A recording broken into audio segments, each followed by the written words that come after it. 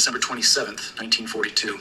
12 P-38F Lightnings from the 39th Fighter Squadron dropped out of 18,000 feet over Leh Airfield and tore into a formation of Japanese fighters and bombers. In roughly 4 minutes, the Lightnings destroyed 15 enemy aircraft without losing a single pilot. On paper, this shouldn't have happened. The P-38 was a 12,800-pound twin-engine interceptor going up against the A-6M0, a 5,300-pound fighter that could outturn almost anything in the sky. Every pre-war assumption about air combat said the heavier, less maneuverable airplane should have lost. Instead, American pilots had quietly thrown out the rulebook that told them how to fight. And that decision, more than any single piece of hardware, is what turned the P-38 into a Zero killer. The paradox only deepens the closer you look at the numbers. The Zero had a wing loading of about 21 pounds per square foot and could turn inside almost any Allied fighter in 1942. The P-38, by comparison, weighed more than twice as much and had a wingspan of 52 feet, closer to a light bomber than a dogfighter.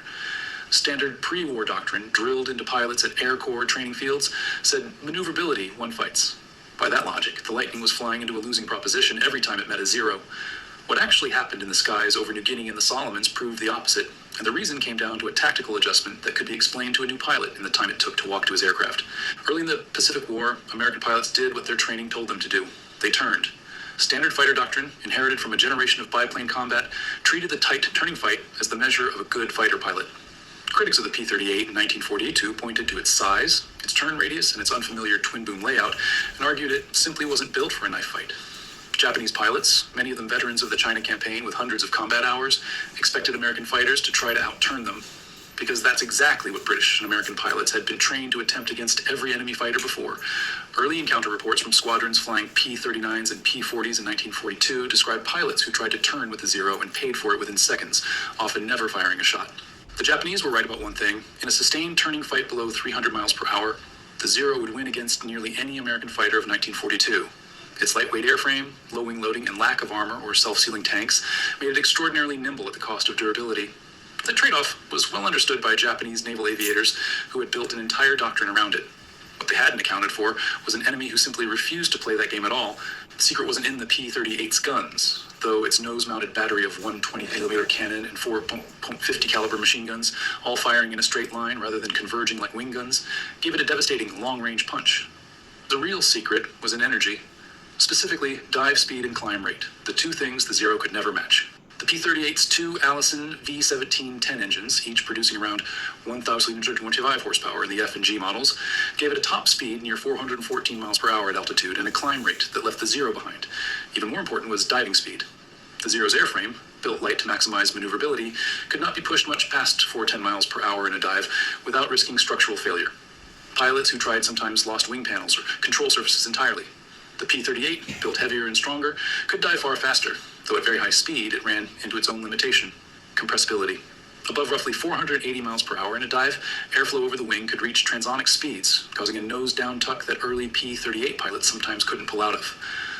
Lockheed engineers solved this in 1943 with dive recovery flaps mounted under the wings, which restored lift distribution and let pilots recover control at high speed, a fix that arrived just as the don't dogfight tactic was becoming squadron doctrine. What actually mattered in combat was simple. Dive away, build speed, and the Zero could not follow. Climb back to altitude, and the Zero's superior turn radius became irrelevant because the fight was never on its terms. This became known informally among pilots as the boom and zoom. Dive from altitude, make one firing pass, use built-up speed to climb back above the fight, and repeat. It replaced the turning fight with an energy fight, and energy was the one category where the Lightning was never in danger of losing. If you're finding this deep dive into Pacific air combat interesting, consider subscribing. The tactic wasn't theoretical for long. Major General George Kenney, commanding 5th Air Force, and squadron leaders like Tommy Lynch pushed hard to retrain pilots coming into New Guinea in 1942 and 1943, replacing turning fight instincts with strict energy discipline. Never slow down to turn with a Zero, always retain airspeed and altitude advantage, always dive away rather than turn away. The order was blunt and could be given in minutes at a pre-flight briefing, and it produced results almost immediately. Richard Bong, who would finish the war as America's top-scoring ace with 40 confirmed victories, built his entire combat record on this principle. Bong's own accounts and squadron records describe repeated single diving passes rather than sustained engagements. A hit, then a climb back to altitude, never lingering in a turn. Thomas McGuire, the second highest scoring American ace with 38 victories, flew the same way, and both men survived dozens of encounters with more experienced Japanese pilots, specifically because they refused to fight on the Zero's terms. The April 1943 mission to intercept Admiral Isoroku Yamamoto's aircraft over Bougainville offers another data point.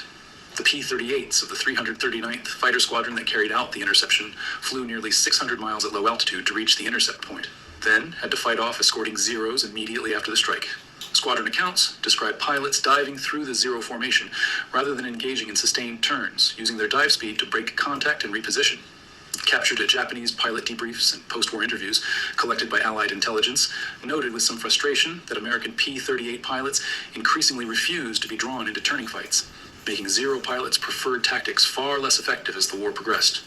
By late 1943, Japanese fighter pilots in the Solomons and New Guinea theaters were reporting that Lightnings behaved unpredictably compared to earlier American fighters, diving in fast, firing, and disappearing upward before a turning fight could even develop. This wasn't a matter of the P-38 simply having better engines. It was a matter of American commanders recognizing, faster than their pilots' instincts wanted to admit, that matching an enemy's strength head-on is a losing strategy even with superior equipment. Commanders weren't clinging to pre-war dogfighting tradition. They threw it out entirely once combat data showed it was getting pilots killed. What looked good in pre-war maneuver trials, where turning performance was the measure of a fighter's worth, fell apart the moment real combat introduced variables no peacetime exercise could replicate: fuel state, altitude advantage, surprise, and the simple fact that a dead pilot can't learn from a lesson. Battlefields aren't laboratories, and the Pacific Air War made that brutally clear. The P-38's size and weight, treated as liabilities by pre-war theorists, turned out to be exactly what let it survive dives, absorb damage, and outrun anything the Japanese could put in the air. The Zero's lightness, treated as an unambiguous advantage, turned out to be a narrow specialization that worked only if the enemy agreed to fight on its terms.